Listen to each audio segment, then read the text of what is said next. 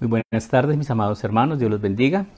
Es un gusto llegar hasta sus hogares, estar aquí y allá con ustedes. Hoy vamos a empezar un estudio en el libro de los Hechos de los Apóstoles, un libro maravilloso lleno de el poder del Espíritu Santo. Una de las cosas que nosotros como cristianos a veces tendemos a descuidar es el poder del Espíritu Santo, la búsqueda del poder del Espíritu Santo. Jesucristo fue muy enfático con sus discípulos, con los 120, diciéndoles: quédense inquietos, esperen a que sean revestidos con el poder del Espíritu Santo. Y un segundo tema que es también de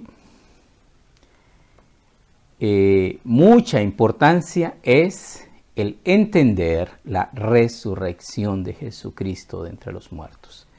El cristianismo difiere de todas las demás religiones principalmente en la resurrección de los muertos. Una de las preguntas que a veces nos pone como en aprietos precisamente es debido al desconocimiento de esta resurrección de Jesucristo de los muertos. Y la pregunta es esta: si la Biblia habla del Shabbat o el día de reposo, ¿por qué los cristianos no guardan el Shabbat? Si el Shabbat es el sábado, ¿por qué los cristianos se reúnen el domingo? Algunos folclóricamente han dicho es que es el domingat. No, no es eso. Nos reunimos el domingo porque celebramos la resurrección de nuestro Señor Jesucristo de entre los muertos. El cristianismo tiene como máxima la resurrección de Jesucristo de entre los muertos. El primer día de la semana, muy temprano en la mañana, las mujeres fueron a ver al sepulcro y la sorpresa fue: no está aquí. ¿Qué les dijeron los ángeles? ¿Por qué buscáis entre los vivos? ¿Por qué buscáis entre los muertos al que vive? No está aquí, pues ha resucitado. Jesucristo resucitó el domingo y por eso desde entonces los cristianos hemos tomado por costumbre reunirnos el día del Señor, el domingo. Hay muchas cosas maravillosas en este estudio, así que vamos a orar para empezar la introducción de este libro de los Hechos de los Apóstoles. Maravilloso Padre, oh Dios de misericordia y de gracia, delante de ti venimos, amado Señor, a pedir de tu Espíritu Santo, Señor. A rogarte, Señor, que por medio de este maestro, tutor, ayudador, nos enseñes, Señor, tu perfecta voluntad. Nos muestres, Señor, aquellas cosas maravillosas que has plasmado, que has dejado para que nosotros estudiemos, Padre Santo. Tu palabra, tu voluntad. Te pedimos, amado Señor, que nos llenes de querer hacer tu voluntad. Muchas veces, como es costumbre, ofrecemos resistencia ante la autoridad. Todo aquel que resiste trae condenación contra sí mismo. No es sabio oponerse a Dios, pues todos sus enemigos serán destruidos. Y todos sus amigos heredaremos el reino que ha sido preparado para aquellos que le aman de veras. Pedimos, Señor, tu santa bendición. Continuamos orando, Padre Celestial, contra esta pandemia, rogándote a ti, precioso Señor, que tengas misericordia de cada uno de nosotros, que nos protejas. Oramos por nuestros hermanos, Señor, por todos aquellos que han sido contagiados. Dales el poder, la fuerza, esa fe en ti, Señor, que mueve montañas, de saber que tú nos dices: no temas, porque yo estoy contigo. No desmayes, porque yo soy tu Dios que te esfuerzo. Siempre te ayudaré, siempre te sostendré con la diestra de mi justicia. Cuando pases por las aguas, yo estaré contigo, y si por los ríos, no te anegarán, ni la llama arderá en ti. Significa que Dios está con nosotros siempre. En los momentos duros y difíciles, Dios está ahí con nosotros. Gracias, Señor, por tu amparo, por tu protección, por tu ayuda, por tu misericordia, por los milagros, Señor, que se han hecho, Señor, a través de tu precioso nombre y por tu divina misericordia.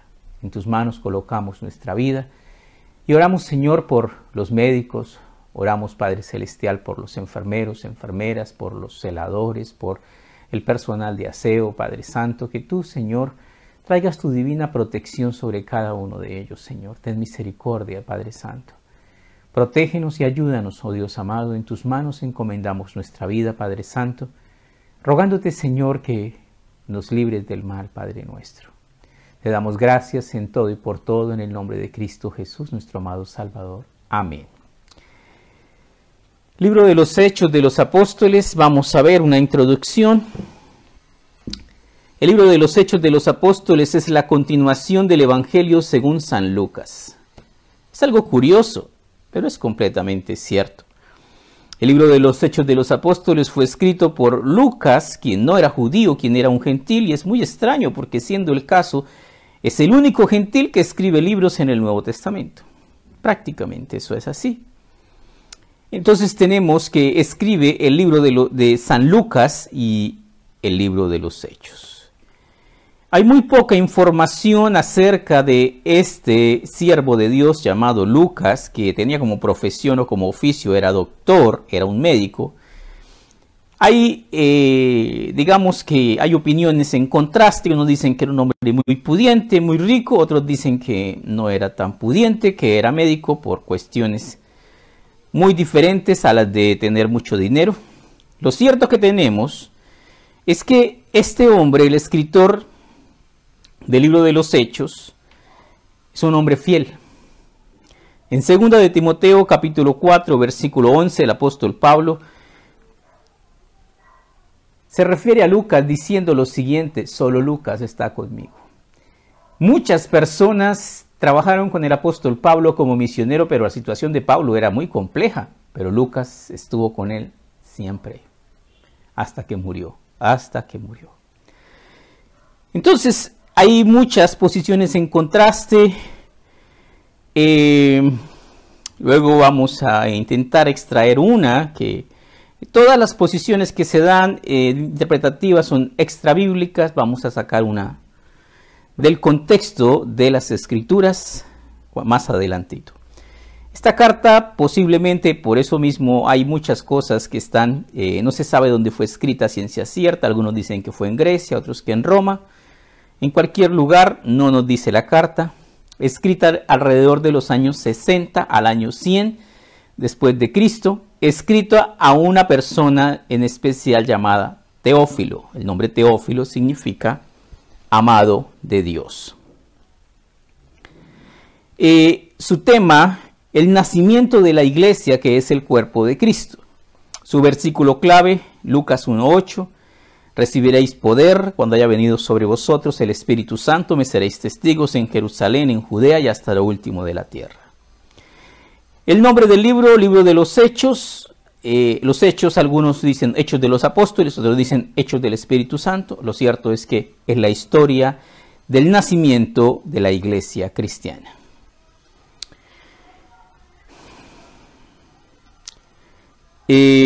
Bueno, yo creo que hasta ahí vamos a iniciar nuestro estudio en el en el libro de los Hechos, en el capítulo 1. Y vamos, como les dije hace un instante, a extraer una información que es una información bíblica que nos puede llevar a ciertas conclusiones bastante curiosas. Versículo 1. En el primer tratado, oh Teófilo, hablé acerca de todas las cosas que Jesús comenzó a hacer y a enseñar. Entonces tenemos acá que hay un primer tratado que, como les dije, es el Evangelio según San Lucas. Entonces vamos a San Lucas en el capítulo 1. Lucas 1, San Lucas capítulo 1. Y leemos lo que nos dicen los versículos del 1 al 4. Dice Lucas 1, capítulo 1, versículo 1, puesto que ya muchos han tratado de poner en orden la historia de las cosas que entre nosotros han sido ciertísimas, tal como nos las enseñaron los que desde el principio lo vieron con sus ojos y fueron ministros de la palabra. Entonces aquí tenemos que el propósito es poner en orden las cosas de la fe de Jesucristo. Me ha parecido también a mí, después de haber investigado con diligencia todas las cosas desde su origen, escribírtelas por orden, oh excelentísimo Teófilo, para que conozcas bien la verdad de las cosas en las cuales has sido instruido. La palabra excelentísimo era una palabra muy honorable, oh excelentísimo Teófilo. esta expresión nos lleva a pensar que posiblemente Lucas era un esclavo liberto. Era un esclavo que su amo había puesto a estudiar medicina, y muy posiblemente su amo era Teófilo. Y debido a que se puede llegar a una conclusión a la expresión como él lo hace, y que el Evangelio de Lucas está escrito para Teófilo y el libro de los Hechos está escrito de Lucas también. ¿Para quién? Para Teófilo. ¿Cómo podemos? O sea, podemos considerar que esto puede llegar a ser cierto, porque la situación que vivió Lucas, en donde muchos otros cristianos retrocedieron, se requería muchos pantalones, muchas agallas. Lucas y cualquier otra persona, cuando Pablo dice solo Lucas está conmigo, porque es que era el único que aguantaba, porque no tenía otra opción, porque tenía el deber y la orden de permanecer con Pablo. Entonces, igual eso no cambia en absolutamente nada. ¿Quién es Lucas? Es un instrumento de Dios que Dios usó para escribirnos el Evangelio según San Lucas, el libro de los Hechos de los Apóstoles. Listo. Para cualquier persona que diga, no, esa posición no me parece correcta, estamos de acuerdo en que no estamos de acuerdo, pero no vamos a discutir sobre ello. Entonces volvemos a Hechos 1. En el primer tratado, o Teófilo, hablé acerca de todas las cosas que Jesús comenzó a hacer y a enseñar, hasta el día en que fue recibido arriba, después de haber dado mandamientos por el Espíritu Santo a los apóstoles que había escogido. Entonces tenemos acá muchas cosas hermosas. Nos dice que Jesucristo dio mandamientos por medio del Espíritu Santo a los apóstoles, y esos mandamientos, la Biblia es un libro lleno de mandamientos, estatutos, decretos, ordenanzas, en donde muchas personas inician con un pensamiento y a veces llegan a encontrar tropiezo y dice, y todo lo que manda la Biblia es de obligatorio, es obligatorio de cumplimiento. Sí y no. Cuando eres un cristiano maduro, encuentras que la palabra de Dios es de obligatorio cumplimiento. Cuando eres un cristiano que apenas estás dando los primeros pasos, Dios quiere que aprendamos a caminar en amor, que hagamos las cosas porque queremos hacerlas. Ahora, toda la palabra de Dios es inspirada por Dios y útil para instruir, para redarguir, para corregir en justicia, a fin de que el hombre de Dios sea perfecto, enteramente preparado para toda buena obra. Vamos hacia un lugar maravilloso. Vamos hacia el cielo, en donde todas las cosas son diferentes. En donde debemos comportarnos a la altura del llamamiento que se nos ha hecho, porque allí en el cielo seremos príncipes, reyes y sacerdotes de Dios. Y un príncipe y un rey y un sacerdote debe saber cómo comportarse. Entonces, ¿qué nos enseña la Biblia? Que debemos aprender a obedecer. Versículo 3 dice, a quienes también después de haber padecido se presentó vivo con muchas pruebas indubitables, o sea, no hay lugar a duda de que resucitó, apareciéndoles durante 40 días y hablándoles acerca del reino de Dios. Esto es impresionante, pero es impresionantemente comprobable, verídico. ¿Y qué es? Que Jesucristo resucitó de los muertos. Existe tanto apoyo y tanta documentación y tantas pruebas de la resurrección de Cristo, que la situación no es que no haya pruebas de la resurrección de Cristo, porque sí existen, sino la situación es que hay mucha incredulidad.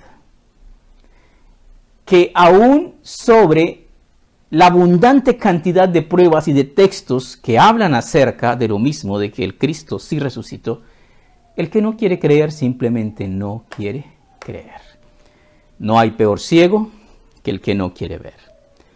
Y estando juntos, les mandó que no se fueran de Jerusalén, sino que esperasen la promesa del Padre, la cual les dijo, oísteis de mí, la promesa del Padre, que era la venida del Espíritu Santo. Y luego les recuerda la promesa del Padre, porque Juan ciertamente bautizó con agua, Mas vosotros seréis bautizados con el Espíritu Santo dentro de no muchos días. Esto es algo maravilloso. ¿Qué es? Dios es un Dios de promesas. Dios es un Dios que cumple sus promesas. Estos judíos estaban entrando en el pacto de la gracia de Dios, pero había muchas cosas que tenían que saber y aprender a esperar y creer. Se les dijo que no se fueran de Jerusalén hasta que recibiesen el poder del Espíritu Santo. Todo esto lleva a la revelación de cosas que han cambiado. Segunda de Corintios capítulo 15 versículo 16, Segunda de Corintios 15, 16.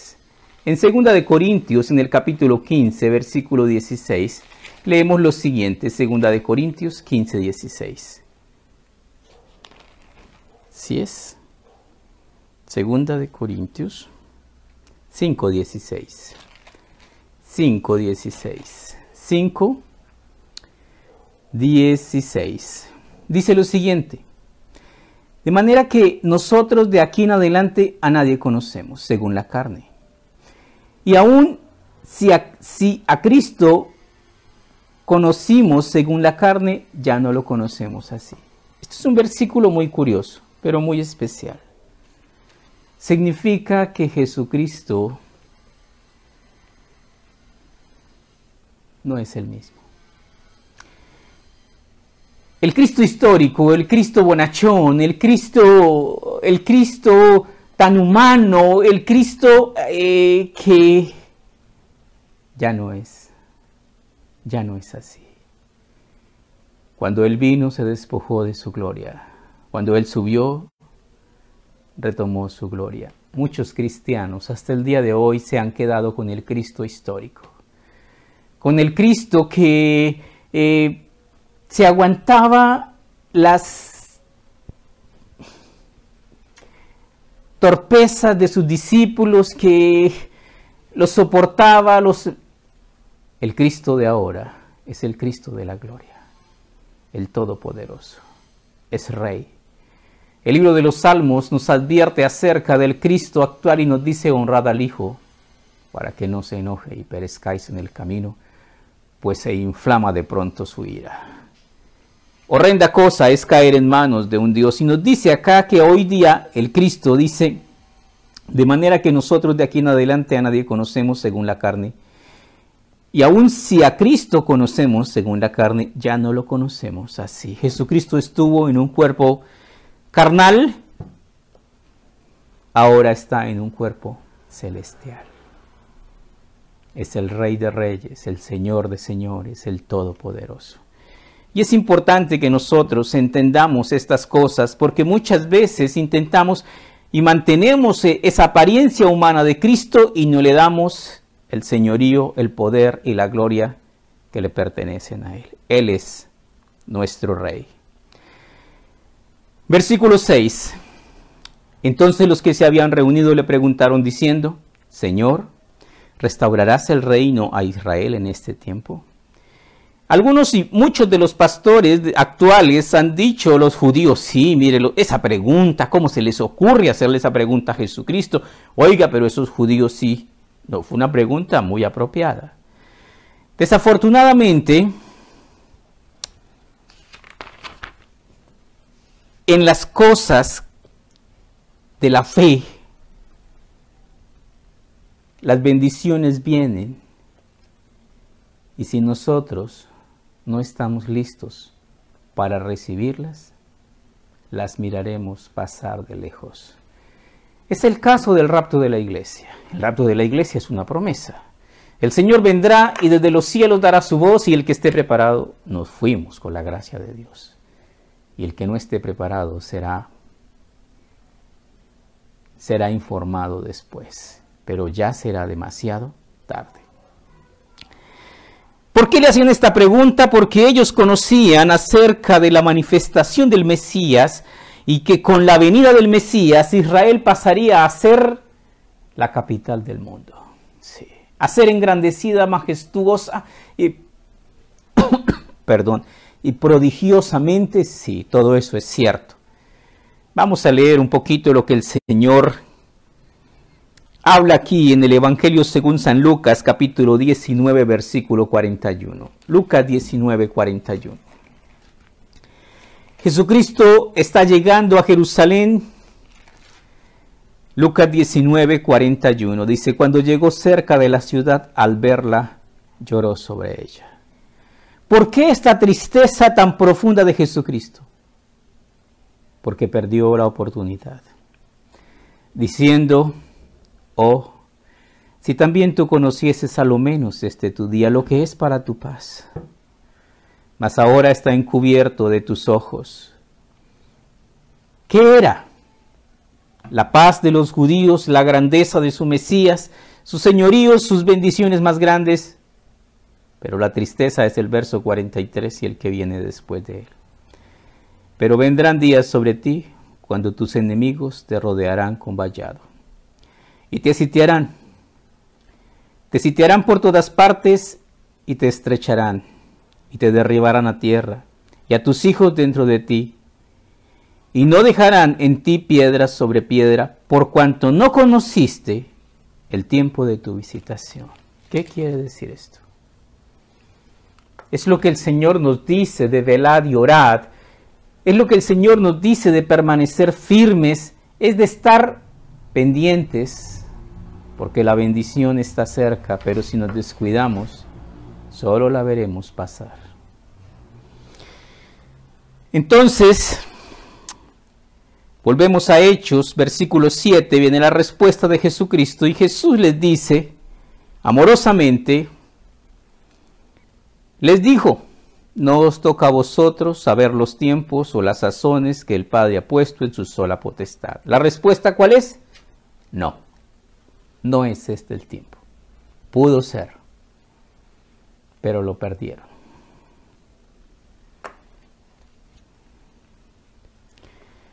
El versículo 8, que es el versículo clave de este libro, dice, pero recibiréis poder cuando haya venido sobre vosotros el Espíritu Santo, y me seréis testigos en Jerusalén, en Judea, en Samaria y hasta lo último de la tierra. Este versículo es un verso maravilloso porque la iglesia de hoy día está perdiendo poder. ¿Y por qué está perdiendo poder? Porque estamos descuidando la unción del Espíritu Santo.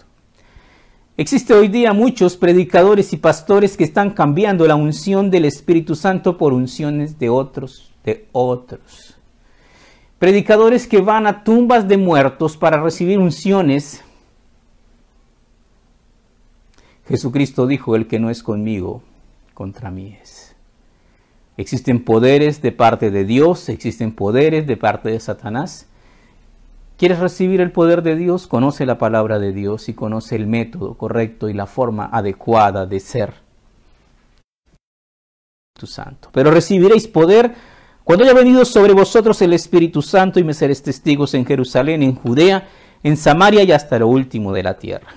Entonces aquí empieza esos interrogantes que suelen salirnos y llenarnos de ciertas dudas. ¿Y cómo recibe uno el Espíritu Santo? Pastor, ¿y qué hay que hacer? Entonces, aquí mismo en el libro de los Hechos, un poquitito más adelante,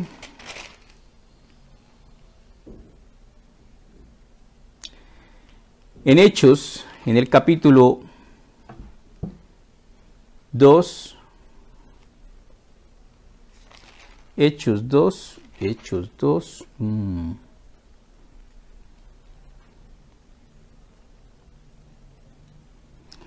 38. Dice en Hechos 2:38, diciéndolo Pedro, el apóstol Pedro, Hechos 2:38. Pedro les dijo, arrepentíos y bautícese cada uno de vosotros en el nombre de Jesucristo para perdón de los pecados y recibiréis el don del Espíritu Santo. ¿Qué quiere decir esto? Que cuando nos bautizamos debemos ir en ese paso de fe y obediencia con fe y con la certeza que es la fe, después la fe, la certeza de lo que se espera, la convicción de lo que no se ve, con esa certeza de que vamos a recibir, ¿qué?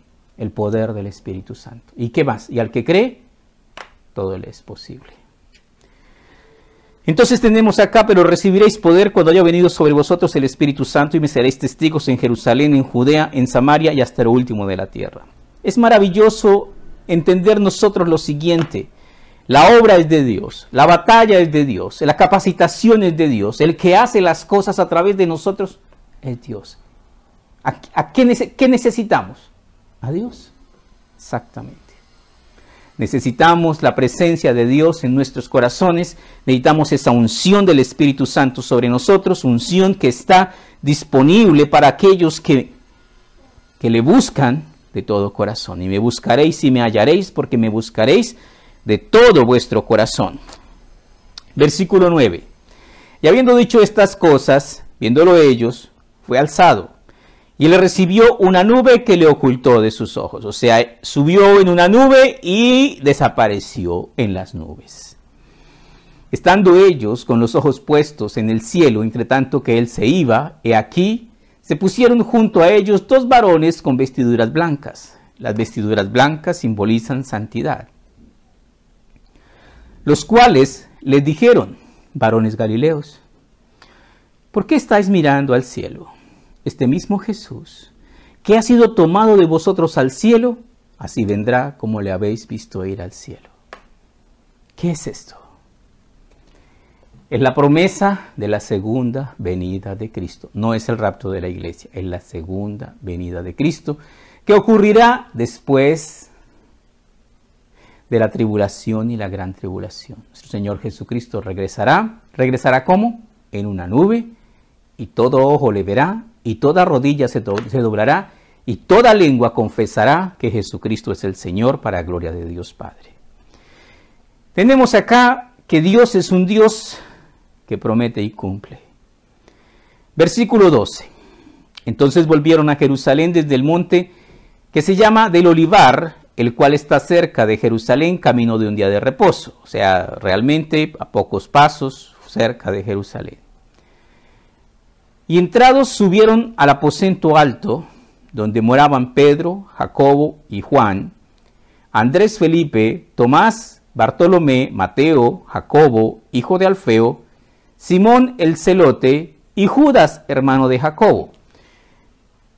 ¿Por qué se repite a veces tanto el nombre Judas y por qué el nombre Judas era tan común en la época de Jesús? Porque es un nombre hermoso. Uy, pero uno no le pone Judas ni al perro. El nombre Judas significa alabanza. Era un nombre hermoso. Todos estos perseveraban unánimes en oración y ruego. ¡Qué maravilla es esto! Otra parte que es de suma importancia es ver cómo la palabra nos ilumina y nos va quitando el velo de las mentiras que se nos enseñan. Todos estos perseveraban unánimes en oración y ruego con las mujeres. ¿Qué tenemos acá? Desafortunadamente, al cristiano actual se le ha enseñado que debe orar de formas especiales, que debemos declarar, que debemos atar, que debemos reclamar y otra cantidad de mentiras. Porque la Escritura nos dice muy claramente: clama a mí y yo te responderé y te enseñaré cosas grandes y ocultas que tú no conoces. Si se humillare mi pueblo, sobre el cual mi nombre es invocado, y buscar en mi rostro. Tenemos que entender que la palabra de Dios nos enseña la forma correcta de orar, pero muchas veces nos dejamos enseñar mal de personas que tuercen la palabra de Dios. Todos estos perseveraban unánimes en oración y ruego. ¿Cómo era la oración? Con ruegos y súplicas. ¿Cómo oró Jesús siendo Dios mismo cuando oró en el huerto de Getsemaní? Oró con ruegos y súplicas al que le podía librar de la muerte y fue oído a causa de su temor reverente. Si nosotros leemos eso, si entendemos eso, ¿cómo es que nos dejamos llevar para dejarnos engañar? Atando y desatando y reclamando y... Conoceréis la verdad y la verdad os hará libres. Todos estos perseveraban unánimes en oración y ruego con las mujeres, con María, la madre de Jesús, y con sus hermanos. Aquí tenemos otro asunto que llama mi atención y es de vital importancia que lo entendamos. Entonces dice, todos estos perseveraban unánimes en oración y ruego con las mujeres, con María, la madre de Jesús, y con sus hermanos. ¿Los hermanos de quién? Los hermanos de Jesús. No, pastor, es que entre los cristianos se llaman hermanos, cosa que es cierta. Sin embargo, vamos a leer en la Escritura acerca de este asunto. ¿Qué nos dice la Biblia acerca de los hermanos de Jesús? Vamos a empezar por Juan 7:5, Evangelio según San Juan, capítulo 7, versículo 5. San Juan, dicen del Evangelio según San Juan en el capítulo 7, versículo 5. Bueno, vamos a leer desde el versículo 1 hasta el 5 para tomar el contexto. Después de estas cosas andaba Jesús en Galilea, pues no quería andar en Judea, porque los judíos procuraban matarle. Estaba cerca la fiesta de los judíos, la de los tabernáculos. Le dijeron sus hermanos, sal de aquí y vete a Judea, para que también tus discípulos vean las obras que haces. Se da cuenta que acá el término son sus hermanos y hablan de sus discípulos y hace una diferencia entre los unos y los otros. Se refiere a sus hermanos de carne, de sangre y carne. Porque ninguno que procura darse a conocer hace algo en secreto. Si estas cosas haces, manifiéstate al mundo. Ahora sí el versículo 5. Porque ni aun sus hermanos creían en él. Este versículo es importante para nosotros entender que no está hablando de hermanos de fe porque no creen. Si no creen y no tienen fe, pues obvio que no son hermanos de fe. Si no son hermanos de fe, entonces ¿qué clase de hermanos está hablando? Hermanos de útero, adelpos. Ahora vamos al Evangelio según San Mateo capítulo 13, versículo 53. Mateo 13, versículo 53. Aconteció que cuando terminó Jesús estas parábolas se fue de allí y viniendo a su tierra les enseñaba, o sea en Nazaret, les enseñaba en la sinagoga de ellos, de tal manera que se maravillaban y decían, ¿de dónde tiene esta sabiduría y estos milagros? ¿No es este el hijo del carpintero? ¿No se llama su madre María y sus hermanos Jacobo, José, Simón y Judas? ¿No están todas sus hermanas con nosotros? ¿De dónde pues tiene todas estas cosas? Y se escandalizaban de él. Pero Jesús les dijo, no hay profeta sin honra, sino en su propia tierra y en su casa. Pero aquí, ¿por qué nos dice que estaban entonces los hermanos entre los 120? Porque cuando Jesús resucitó, se apareció a muchas personas. Y entre esas muchas personas, se apareció y resucitado a sus hermanos. Y sus hermanos, los hermanos de Jesús, fueron grandes, creyentes y testigos de la fe cristiana.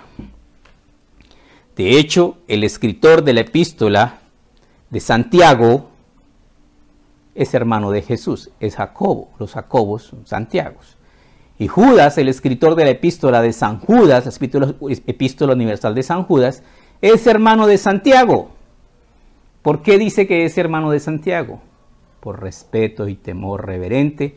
No dice que es hermano de Jesús, sino dice que es hermano de Santiago. Entonces tenemos acá y volvemos a Hechos 1, dice, todos estos perseveraban unánimes en oración y ruego con las mujeres, con María la madre de Jesús. Otra pregunta que la gente se hace, preguntas cauciosas y preguntas, ¿la madre de Jesús, María, está en el cielo? Sí, claro. María fue una sierva del Señor, completamente obediente. Cuando el ángel le dio la anunciación de la concepción, ella dijo, he aquí la sierva del Señor, hágase conmigo conforme a tu voluntad. Y era una mujer de una fe y de una obediencia maravillosa. Y con sus hermanos, versículo 15. En aquellos días Pedro se levantó en medio de los hermanos, y los reunidos eran como 120 en número. Y dijo, varones hermanos, era necesario que se cumpliese la escritura en que el Espíritu Santo habló antes por boca de David acerca de Judas, que fue guía de los que prendieron a Jesús. y era contado con nosotros y tenía parte en este ministerio. Todo esto que está diciendo Pedro es totalmente cierto. Pues, con el salario de su iniquidad adquirió un campo y cayendo de cabeza se reventó por la mitad y todas sus entrañas se derramaron. La muerte de él fue especialmente espeluznante, macábrica, totalmente asquerosa, algo totalmente repulsivo, fue algo fuera de lo común, algo extraordinario, pero extraordinariamente asqueroso. Sí.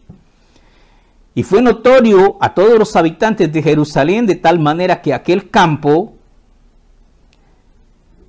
se llama en su propia lengua Aceldama, que quiere decir campo de sangre. O sea, con las 30 piezas de plata que le pagaron, él se fue allá y las devolvió arrepentido y luego se ahorcó y luego no se sabe si fue que el lazo se le reventó, se soltó, lo cierto fue que cayó de cabeza, como nos dice acá, se le abrieron las entrañas y se le derramó todo y eso fue algo impresionante. Porque está escrito en el libro de los Salmos: sea hecha desierta su habitación y no haya quien more allá, y tome otro su oficio. Entonces lo que está proponiendo Pedro es: elijamos a otro en reemplazo de Judas. Es de entender algo muy importante, porque muchos cristianos encuentran un problema ante la pregunta de ¿quién es el 12º apóstol? Las respuestas son dos, pero es una. Matías es el que va a ser elegido por suerte y Pablo posteriormente va a ser elegido. La pregunta entonces entra y es la siguiente: entre Matías, que fue un buen siervo de Dios, y Saulo, posteriormente conocido como Pablo o el apóstol Pablo, de los dos, ¿quién fue verdaderamente el 12º apóstol? Y la pregunta tiene una respuesta muy sencilla. ¿Qué cualidad tenían los 12 apóstoles? Que uno por uno recibió el llamado de Jesucristo. Jesucristo llamó a cada uno de los 12, entre los cuales estaba obviamente Judas, pero Judas lo traicionó y quedó un puesto. Sí. Pero ¿quién llamó a Saulo de Tarso? Lo vamos a estudiar más adelante, eso está en Hechos, capítulo 9. A Saulo de Tarso lo llamó Jesús. Un resplandor. Saulo de Tarso venía dispuesto a perseguir a los cristianos, era un enemigo de la fe cristiana y traía cartas que le autorizaban para perseguir y matar a los cristianos. Y un resplandor que sobrepasa la luz del sol del desierto lo derriba del caballo y le dice: Saulo, Saulo, ¿por qué me persigues? Y él pregunta: ¿quién eres, Señor? Y Jesucristo le contesta: yo soy Jesús a quien tú persigues. Dura cosa te es dar coces contra el aguijón. Y lo llama a ser apóstol. Y lo llama al perseguidor a ser predicador. Y después el predicador se convierte en perseguido por aquellos a los que antes él defendía. Ante la pregunta de cuál es el 12º apóstol, indiscutiblemente es Saulo. Porque hay una constante en los 12 apóstoles. ¿Cuál es? Fueron llamados específicamente y directamente por Jesucristo. Pero Matías fue elegido por los mismos apóstoles. No hay ninguna, solo que no hay que hay una situación de conflicto, sino hay una situación en la que hacen una cosa. Recordemos que Dios les dijo que se quedaran ahí hasta que viniese el Espíritu Santo. No había venido aún el Espíritu Santo. Ellos eligen. Muchas veces, con buenas intenciones, tomamos malas decisiones. Bueno, sigamos.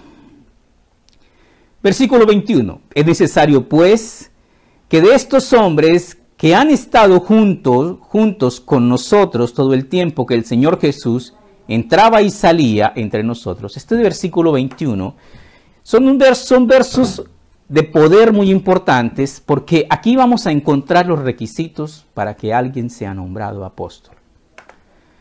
comenzando desde el día del bautismo de Juan hasta el día que de entre nosotros fue recibido arriba, uno se ha hecho testigo con nosotros de su resurrección.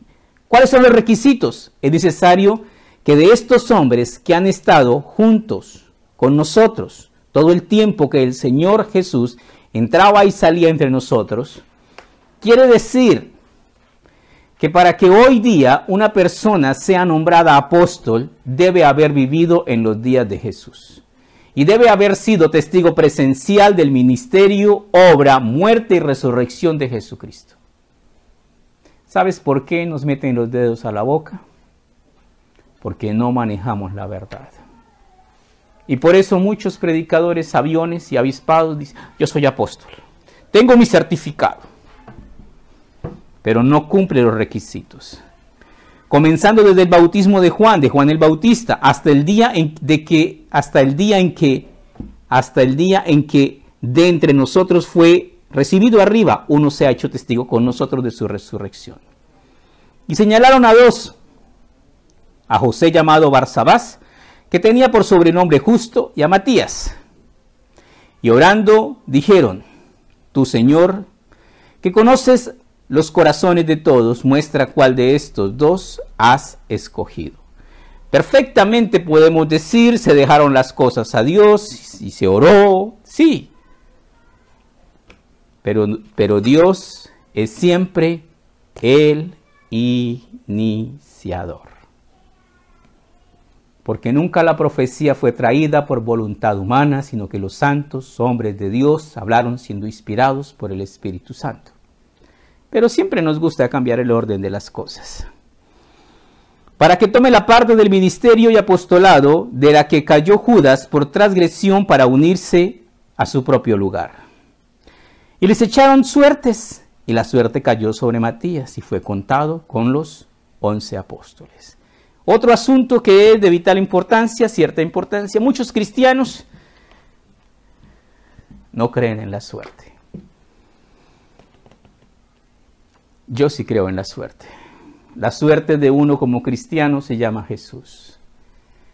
La suerte de nosotros, y es una suerte abundante y maravillosa, es que habiendo tantas religiones y aún entre el cristianismo habiendo tantas doctrinas torcidas y chuecas, hemos tenido la gracia de llegar a conocer el Evangelio de Jesucristo y de enseñar la palabra de Dios línea por línea, reglón tras reglón, verso tras verso, un poquito aquí, un poquito allá, sin cambiar el mensaje. Dice en el Antiguo Testamento, la suerte se echa en el regazo, mas de Jehová es la decisión de ella. Las cuerdas me cayeron en lugares deleitosos. Es hermosa la heredad que me ha tocado. Jehová, tú sustentas mi suerte. Es una suerte muy grande ser llamados a ser cristianos, haber sido escogidos, haber sido predestinados para una salvación tan grande, para servir al Rey de Reyes y al Señor de Señores. Y debemos nosotros ser agradecidos con Dios, porque Dios nos ha dado a nosotros este precioso privilegio. Hay otro versículo curioso que dice lo siguiente: no depende del que corre, ni del que quiere, ni del que se esfuerza, sino del que Dios tenga misericordia. Vamos a orar. Maravilloso Padre, te damos gracias por tu preciosa palabra. Gracias porque nos aclaras cosas, Señor, y nos enseñas verdaderamente, Señor, esa verdad preciosa que fluye del contexto de tu palabra.